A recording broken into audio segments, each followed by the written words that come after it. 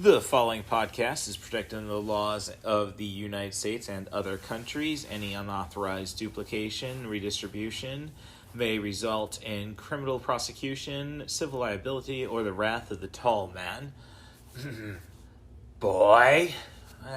Doesn't sound right without the laugh, so I just got to go and find a way to store that on the Spotify for Podcasters apps, formerly known as Anchor. So, same thing with the Chris Hardwick promotion, but I digress. So, we have just essentially concluded day 3 of Fan Expo 2023 in Rosemont, Illinois. I guess it's still going on. There's a K-pop dance party tonight at Joe's in the entertainment district of Rosemont, but I think I once saw a sign set there saying, no neck tattoos, so hey, that disqualifies me. But granted, that could have been 4 years ago or so who knows? Maybe they've caught up with the times. This is frickin' Chicagoland.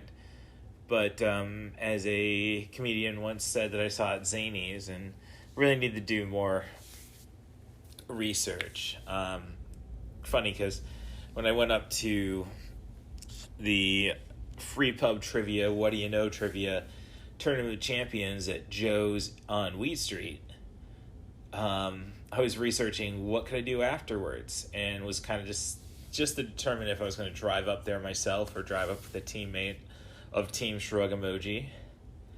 And when there's a funny story about me getting confused in the text thread as they were talking about what they named themselves now that Vicky and James, the team captain and her husband, have finally delivered Lucian, their son. Congratulations to them.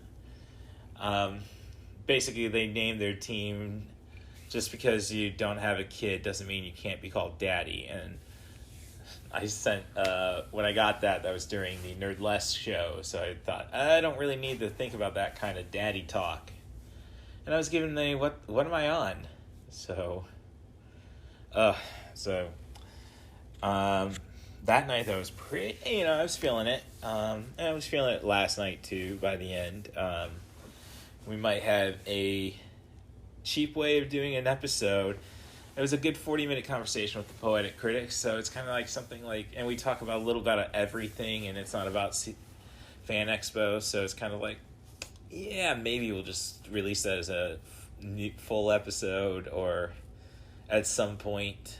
Yeah, now that I'm thinking about it, I'm just going to hold on to that until a certain movie makes it to digital. But it might be a while for that movie. It's $1 billion movie. So, and also try to talk and predict what $1 billion movie is next. But as for Fan Expo Day 3, I think I guess it was a more fulfilling, at least the time I spent at the expo. So it started off with the Henry Winkler panel, and the guy is just an inspiration. And credit to him, he's not overly concerned about the writers and actors strikes rules, don't betray the union type stuff, which Peter Weller was very much like, yeah, I'm gonna stick by that. And then later on, the hardest working man in comics, Victor Dandridge, who hosts a lot of panels at Fan Expo. I haven't seen him host a panel since until today. So I'm going to take that title away from you, man, I think. I mean, I can't take it. I'm not that hardworking. But, yeah, no. Give me a little... I think we have an Irish moderator on some panels, but I digress. Henry Winkler just took the mic and just told us how to be better people.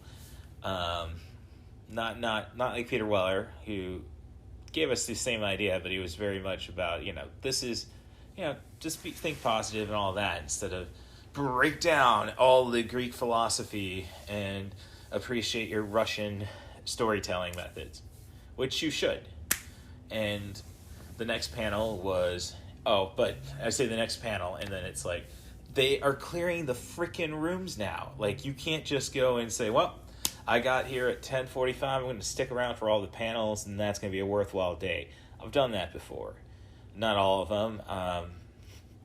I can get a little angry at Allie from Allie's Accessory Shop on SC about when I think it was the second Fan Expo we went to, so 2017. We sat through the Back to the Future panel, and then we sat through the X-Files panel for her. And then it was going to be Bruce Campbell.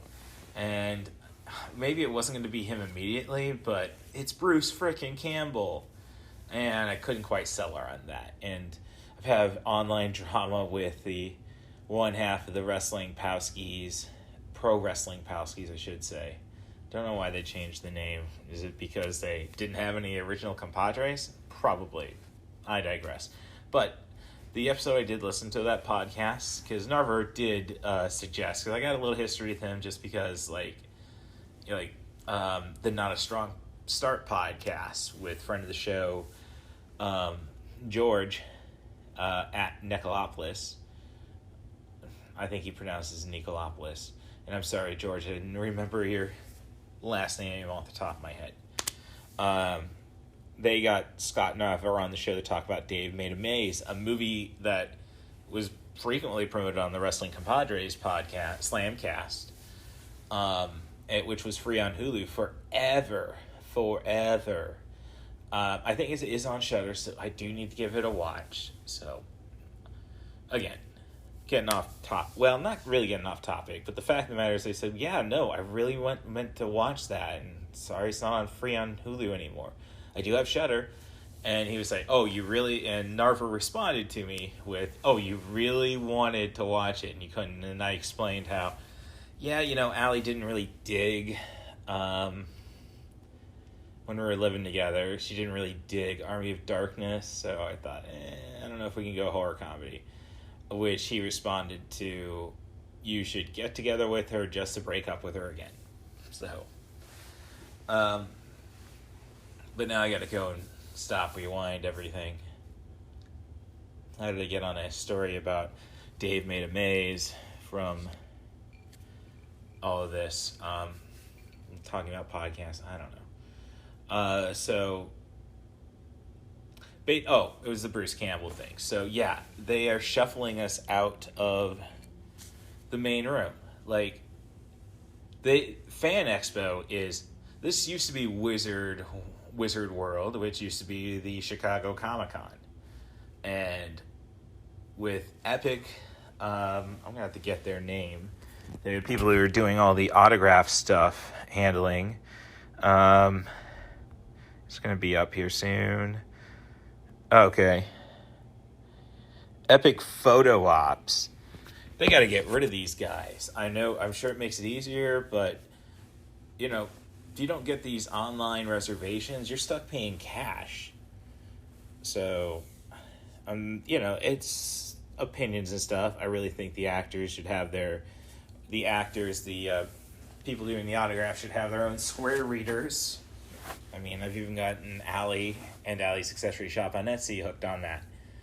So, yeah, a little BS with that group and how they organize the photo ops. It's just a mess with them. And, I'm used to just people walking up the booth. You get a selfie with the guy. Nothing overly fancy. But yeah, not the case anymore. So yeah, they kick us out of the room, so we have to get back in the queue to go in for the Sam and Ivan Raimi. Sam Raimi, of course, and Ivan Raimi, of course, the guys who brought us Evil Dead. And they were very much no cameras, no photographs, and we'll warn you once, we'll throw a shoe at you the second time. And they had people going up and down the aisles from the staff looking for cameras being used. And that's just BS. Again, I've had a score of concussions. You can say, well, you can remember these moments in your head. Okay, again, no. And two, no. Yeah, I have scores of concussions. It's not great. But, people are going to get old. We are going to lose these. That's why people die in fires saving photo albums. Jeesh. So, not happy about that. Did get a picture. Very well planned, manipulated. It was a crapshoot. I had to go and just like not even look at my viewfinder in any sense. But I got a picture of the two brothers. And they had a great panel though, just talking shop as much as they could, because this is the biggest problem with the SAG-AFTRA, the biggest effect of the SAG-AFTRA and WGA strikes is that I don't think it has anything to do with the photos stuff. It's just that when you have directors like actors/directors like Peter Weller, and you have obviously Sam Raimi is a director, you are going to come across tough topics. I don't know, again, why this result ends up saying no photos.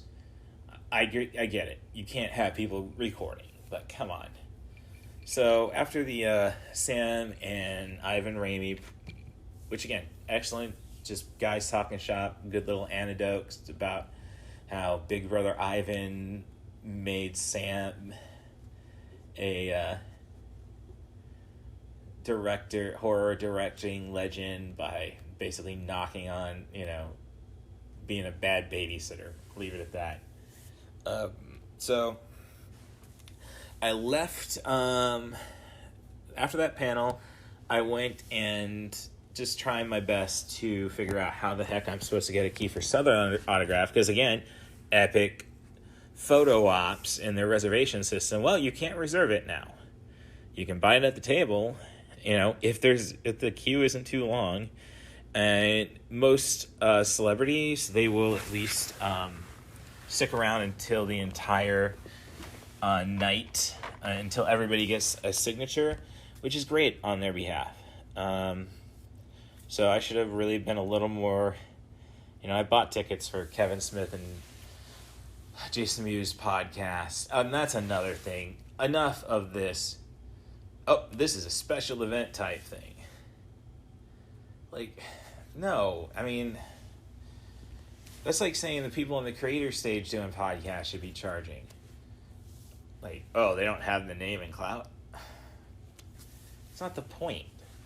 Like, maybe the Burlesque show, but, that's something where I had to get ID'd. And, I mean, I know I saw a lot of younger people than me not get ID'd, so I'm really not complaining. Especially since I just had a haircut, meaning I'm all gray hair and skin on the sides. I guess it was Great Clips.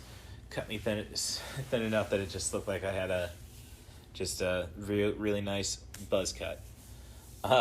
So yeah, I looked at the schedule, eyed the line at Kiefer Sutherland's autograph booth, and I decided to go get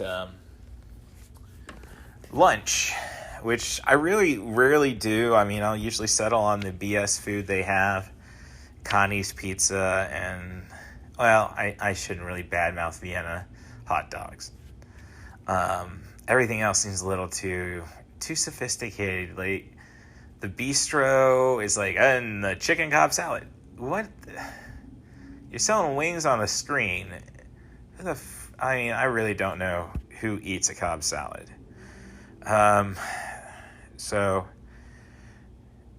Oh yeah, and if I planned things better, I could have seen Jimmy Dore at Zany's. I digress about that. Didn't get the word about that until my older sister said, "Oh, I'm going to see Teenage Mutant Ninja Turtles."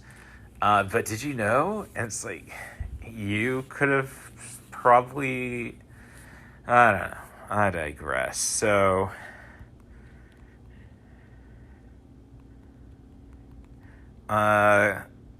King Bowling Lanes.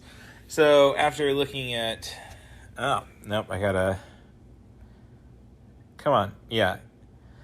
So I ended up going to the, after looking at all the menus on, Four Roses is gone. It's a seafood place, which, if they had a menu on the wall, I'd probably have gone there. And I probably should have gone there, because after reviewing all the window menus, it's like, why are we trying to reinvent the wheel with all of these takes on tacos and pizza? So I figured, well, wings sound good, and it looks like the bowl is going to have the thing, and they had $7 seasoned waffle fries, so I thought, oh, okay, this looks promising.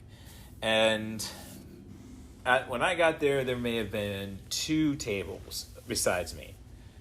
Now, by the time I finished, which was a struggle, that tells you about the food. The fries didn't taste warm, but I mean, somehow they were textured enough to feel like a chip that they were kind of enjoyable. The wings absolutely sucked, and my waiter was no good. I'm using the waiter as a gender neutral term, so you can read further into that. So, I'm eating wings. I get 1 Coke refill. Like, I don't want to be Steve Buscemi, Mr. Pink, but, it really was tempting. Well, there's no way I'm giving 18%, and I did not. So, you can all hold that against me. I didn't get booze, and it took 20 minutes before she decided, oh yeah, after I've put all my plates on together and pulled out my credit card, kind of waving it, took 20 minutes before she got me out of the place. So, and I'm sorry to expose her gender, but, geesh. Basically, you had a crap shift, and you're just not going to work during it. I get it. Until there was work to be done. And yes, I'm going to acknowledge that a table of Spanish speakers might be a little more tricky to take care of, but I had already been waving my credit card by that point. So yeah, very disappointed by Kings Lane's bowling alley. Grabbed some snacks at Sugar. Overpriced, yes. And when I mean snacks, I mean just Jelly Bellies and a bag of Big League Chew. So then we went on to, went back, got my autograph with Kiefer Sutherland, gave me plenty of time to catch the Danny Trejo panel, and Danny just doesn't give a smeg. God bless the man that he heard England thinks is the most recognizable Hispanic. That's but he was just a ball of fun. Really, another inspirational panel. This guy did time, but he got himself cleaned up, and he's going to be 80 next year. So, and he just very big on, you help people. Just go and help people. It's going to pay off. And I don't know. Maybe I got to hit the gym too to get his build. But yeah, he's just fun. He did not give a smeg about talking about movies. Now, Victor Dandridge, being a good moderator, did manage that. But, no threats about cameras for that one, so I don't think Danny's directing anything. Then I left that, had to leave the main room again to for the next panel, and checked out the end of a podcast, not a podcast, a group of people who do, I saw how to do fan dubs, and they're taught, and really I only caught the last 10 minutes of it, which, great networking lessons and such, but they're doing fan dubs of Japanese video games that I think you play online, and one of those weird fad things. My opinion, I don't want to be tied to a screen as I debate, as I'm, eyeing that loaded game box. So, then I stuck around for the Felicia Day panel, and I know her best as Kinga Forrester. I tried watching, and I think she even says it, sometimes my humor back in the day for some of her web-based shows. I know she had a show on Netflix. I think it was Critical Role, perhaps.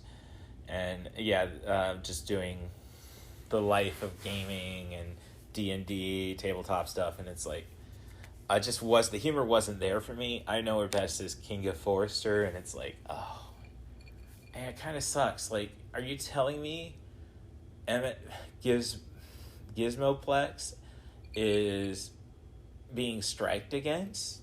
Because I don't think Netflix is handling MST3K anymore. But I digress. It's just bad news. But again, she's really, like, all the panels are just great people talking about how to do what you're doing, what you want to do. And, as Danny Trejo said, just keep helping people and it'll pay off. And again, as I say, it's like, I might need to get a little more jacked to be taken seriously. And Felicia Day, just make a thing, which is cool, and I'm doing that. This is 90 for Chill, the podcast with CatBusRuss. But let's see, by that point, I am finishing off my 5th of Deep Eddy Cranberry Vodka. I wasn't feeling it too much. I'm just tired, I guess. As I say that, I'm going to drink some Old Smoky Orange Cream.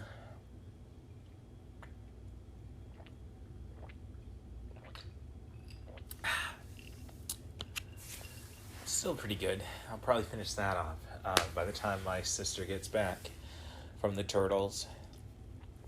So, then that's, I guess you could say, oh, did I get the Kiefer Sutherland autograph? Yes, I did. He was very cool. It kind of makes me wish I had kids just so I have something he can talk about. Because, no, I don't want it. I don't want a signature. I don't want it personalized. Because I'm not planning on selling him, but it's like, shit hits the fan. Yeah. But he didn't do a premium charge. Good man there. So, extra points. But no, I think if I had something to say, he would have been very cool to chat with. So, very cool. As I said, I kind of wish I had kids. I really wish I would have been able to bring Ava to the con. I might have to just buy one of those cat bat packs. Oh, yeah, 15-year-old cat will love that. But, and with that said, Allie did check on Ava and said she's doing fine. The dry food might run out, but she won't be, she's going to do cat things. Like, it's going to be a little circle in the middle, and then she's not going to eat, and then she appreciated somebody gave her wet food, which she hasn't had in a couple days. So, thank you, Allie, for taking care of that. I might have to check the cameras to see how Ava's doing anyhow. So yeah, got the Funko Pop. So cool, mission accomplished. Tomorrow we'll be getting the Giancarlo Esposito autograph, and Kiefer's doing his panel tomorrow. I missed Giancarlo Esposito's panel, but I've seen him before. I hate to do that to people because I've seen Danny Trejo before, so you can't pick and choose. Doesn't feel right, but there's so much to do at these cons. I say that, and I don't think there's enough to do. Like, I really want some weird panels, more podcasts. I really think Fan Expo has definitely been a step down from what Wizard World was doing. So, that's my opinion. Basically over-organizing it now. You got to go through a freaking maze to get here. I mean, granted, no metal detectors, and that will backfire them at some point. So, it's just, yeah. They, I just don't think it's being ran well. Hell, they were telling me to expect my pass to get mailed to me. No, I ordered it just before you were going to up the prices. No, I didn't expect that. And the show floor, like, is there too much? I don't think so, because I saw a guy wearing a tour shirt of Fan Expo, and it's definitely not what Wizard World was doing. It's probably only a third of them. So, I mean, do I have to research Gen Con in Indianapolis? I'll have to talk to Tim Bates about that, of April Penguin Games, to see, like, is that one to go to? I mean, I think, like, there's just so much missing. Like, it's cool to have 3 separate customized lightsaber places and affordable, and one of them that's affordable. Again, another purchase on mine. Yes, Russ, you have 4 lightsabers, but there's upkeep and such. Like, no, it's simple. Just put some AAAs in your Disney one. But it's sensitive, so it's going to run out pretty fast. So yeah, lightsaber drama. But there's no unique stuff. Like, there's no, like, it's all crafts. Which, hey, cool. Yeah, I'm eyeing a 3D printed R2D2 who's painted up like Aladdin Sane. So there's stuff I want, but I live in a 1-bedroom apartment. I don't have the wall space to keep buying art. So I really should have brought my little book where I was putting 8x10s and see how much space I had. Granted, that means more money spent, but I think I've done pretty well. So, all things considered, no credit cards have been maxed out, and I think, I got my emergency fund still in a good place. So, so the only drama really that happened for me, I mean, I guess you could say a bad lunch at King's Lanes didn't help, was leaving the Felicia Day. I ended up leaving one of my bags, which somebody was kind enough to take right to I went back, snuck back into the panel looking for it, and then talked to the sound guy, and he said, oh yeah, somebody found it. They told me about it. I told them to take it to Lost and Found, and I was immediately able to find the Lost and Found. What I didn't notice was that I left my fanny pack open, and the only thing that fell out, fortunately, not that I had anything I was worried about falling out, because eventually it's just, like, I put my wallet in there. When I go through security, then it's like, yeah, put it in my pocket. Yeah, right in my pocket. System of the Down fans out there. So, yeah, I lost my business card case, which I really feel bad just because all the business cards I grabbed and was given. I probably had less than a dozen cards to still give out, which, hey, I think I'm doing well if that's the case. And a lot more people noticing the Captain N today. I mean, I was walking through Artist Alley at one point and somebody says, Kevin Keane? I look back because I know that's the name of, well, I was pretty sure that's the name of Captain N. But, I knew it was Kevin at least. Looking back. Like, oh yeah, no, cool. Yeah, awesome. Cool New Japan shirt. And that's just, the New Japan t-shirt's just my philosophy that a t-shirt needs to have a graphic on it. Just an opinion. So, I'll just have to go on Amazon to order a business card holder again. Those aren't going to be expensive. Great, but I got to go on Amazon. So it's like, what other weird stuff do you need from there? But I mean, if that's the biggest drama, and the only other thing I have to worry about is, the guy, like, I pulled aside a guy dressed as Little Mac, for a photo, just for a selfie, so I can have something to put on this podcast, as a poster, logo, what have you. So I hope you appreciate your exposure, sir, is what I'll say about that. So yeah, that was Fan Expo. Got home, got to the hotel, watched AEW, Collision, well-planned Punk main event, but, he shouldn't be in any main events. He shouldn't be employed by any major wrestling promotion. He did not want to help AEW. He wanted his own TV show. That is all. And I'll say it, frickin' poser. And that's what he wanted back when that was the pipe bomb. It was not about change the business for the better. No, it's about treating me better. Making me the headliner. So, and what he did to Colt Cabana, like, yeah, there you go. So we'll wrap it up then. Just going to run over 30 minutes on this, which is funny because my conversation with the big sis probably ran close to 40. I digress, and I think people appreciate the short ones. So let's see if I leave tomorrow with a lightsaber, a video game system, and another mystery box.